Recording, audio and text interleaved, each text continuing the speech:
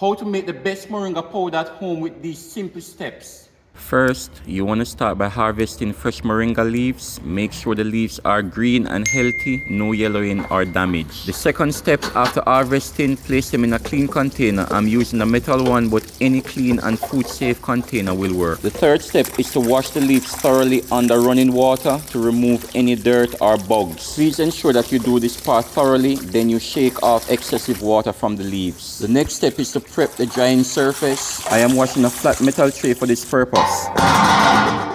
Step 5 is to spread the leaves out evenly in the sun, or you can use the oven on low heat to dry the moringa leaves. Please note that in this video I'm using 2 different metal containers and I'm giving the leaves enough space to breathe. This will help the moringa leaves to dry faster and more evenly. The drying process is very important for you to get an excellent outcome. Moringa powder contains so much important nutrients that our body need, and it is excellent when we can make our own powder to consume the benefits. Please note, if you're not in a sunny area and you want to speed things up, you can also dry leaves on very low heat in the oven or a dehydrator. Just make sure it's not too hot because you want to preserve the nutrients. During the drying stage, it is important for you to pay attention to your moringa leaf. Ensure that you turn where applicable and that you ensure that each part is properly dried. And there you have it, our moringa leaves is now ready for the grinding process. Once the leaves are fully dry and crispy to touch, it is time to grind. After grinding, it is time to pour your homemade moringa into a container. And there you have it, fresh